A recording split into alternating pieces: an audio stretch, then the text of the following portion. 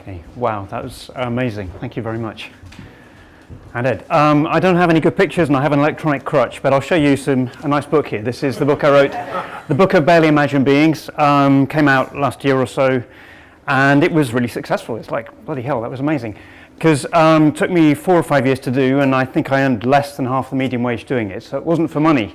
But it worked out all the same, it was worthwhile, in more ways than one. And it's a book about the natural world and how reality is much more astonishing than we tend to realize, and that there is so much more to life, to 500 million years of evolution and more than anything you can find in a bizarre story or a myth that you might have read as a child.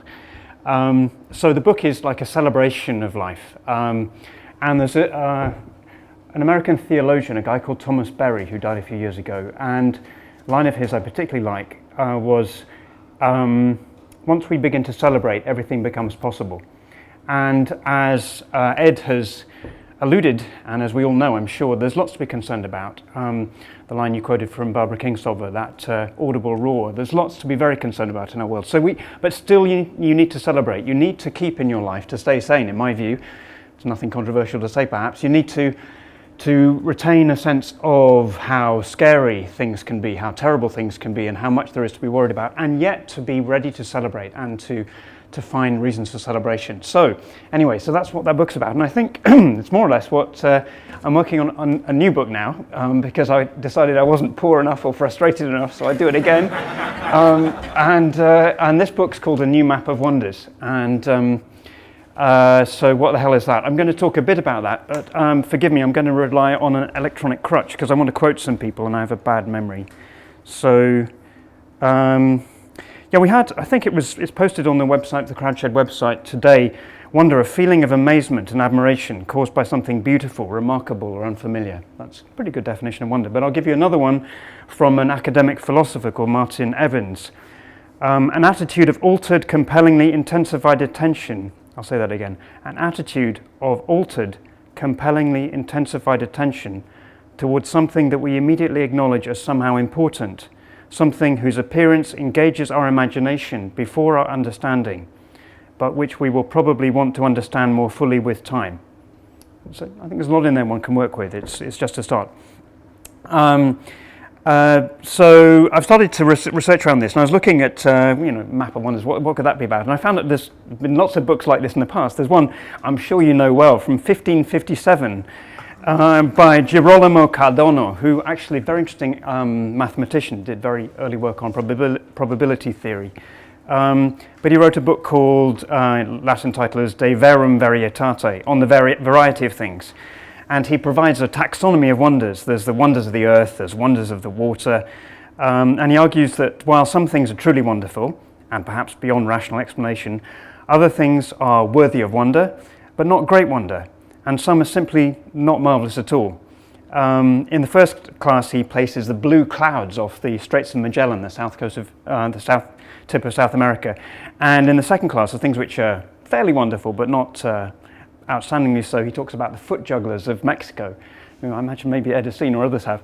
And I saw, actually coming over here, I saw a man, I think I would place in the second class. He was up on the on Tottenham Court Road. He's sitting there in a frock coat, the top hat, playing a tuba, and every time he played a bass note, flames were coming out of the top. He was there about 6 today, and I think he's in that class of strange but perhaps not wonderful things in our world.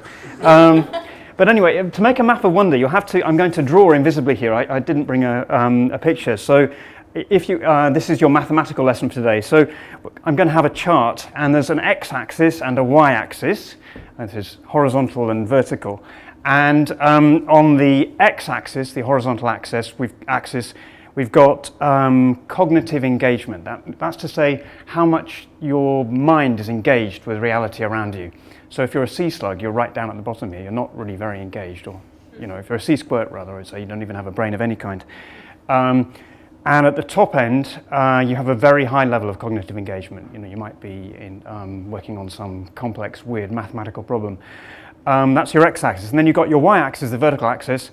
We've got affect. That's to say your emotional state, and obviously emotion's extremely complicated, but we'll give it one dimension. And when you're down here, you're feeling really wretched, and when you're up here, you're feeling really good. So you've got these two axes. So you've got affect, A, and cognitive engagement, C. The point where they cross, I'd say, is, for the sake of the argument, is where we are in a state of kind of wakeful, restful attention. This is a kind of normal state when we're not feeling terrible, not hungover or whatever else. We're awake and conscious, but not any particularly special state. And once you go into one of these quadrants, you get into a very different state of being. So down here, where you're in a very low state of cognitive engagement and you're feeling really terrible, you might be in extreme pain, such pain that you couldn't think. There are states of bad affect, of feeling bad, where you are quite cognitively engaged. Let's say you're feeling very threatened, and rather than panicking, you're thinking very hard about how you might get out of that situation. You might be quite cognitively engaged, even though you're feeling very scared. And then up here, where you've got very high affect, you're feeling really good, but you're not really so cognitively engaged. Up here, you've got, among other things, probably orgasm. I'm sure she'll forgive me. My wife sees different. She sees different colours when she orgasms, and I think I've been thinking, could we do a scientific study around this? Well, it was orange last time, and I was thinking, could we control for various variables and see what it is that actually determines the colours she sees when she has an orgasm? Because she goes through the whole spectrum at different times. Although it's only one colour per time, she tells me. Anyway, there's not much cognitive engagement there, but she's seeing fantastic colours. It's a great place to be, obviously. We all like to spend time there. Then maybe up at where, on this positive affect, where you're feeling good, you've got low cognitive engagement. Coming towards the middle, maybe you've got something. I put up here on some of the graphs I've drawn, I put something like a state of religious ecstasy, where there's some ideological cultural formation behind which informs the state of religious ecstasy. There's a guy called Jules Evans writing very interestingly about this, a philosopher. And then wonder, I'm putting up here in this quadrant. A state of curiosity, of sort of aroused wonder might be fairly close to your crossing point, but when you get into a really high state of cognitive engagement and high affect, that's where I think wonder takes place. So that's kind of the internal process, but of course you can make an external map, and you can go out in the world and you can find your Mexican foot jugglers and your Magellanic blue clouds and all these other wonderful things. And there's some of the things I want to explore in this map that I'm going to build, some kind of book. Very quickly though, I'll talk about, what will I talk about? Gosh, because there's a philosopher, South African philosopher, named George Ellis. He's a pretty heavyweight physicist, but one of the things he said recently in an interview with Scientific American is that to some extent we've got a pretty good map now of everything. So we can map this galaxy, we scientists can map this galaxy. They know about the distribution of galaxies in space. There are structures, things like the Great Wall and these bubbles, and we can map in space and time, and obviously down to the quantum level. So in some sense, the map's well constructed. However, he thinks the possibilities are unbounded is in learning to understand complexity. Most obviously, for us, at least for purposes of this talk, that's within life and the human mind. There's infinite complexity within, in some sense, and that's where our future lies. Very quickly, I will mention two other things. I think one thing that keeps me going, I've felt this since I was a pretty small child, and I still do, and it sounds like I was, I'm a nerdy, precocious guy, whatever, but I always felt this when I was small. My grandparents lived in Hampshire, and they had a garden, and I used to go and stand there and look at the trees, and I'd have these kind of semi-mystical states, and growing up, and I've continued to have those, and we can observe them in some of the great, interesting people in our own tradition in the UK: Thomas Traherne, William Blake, Robert Jeffries.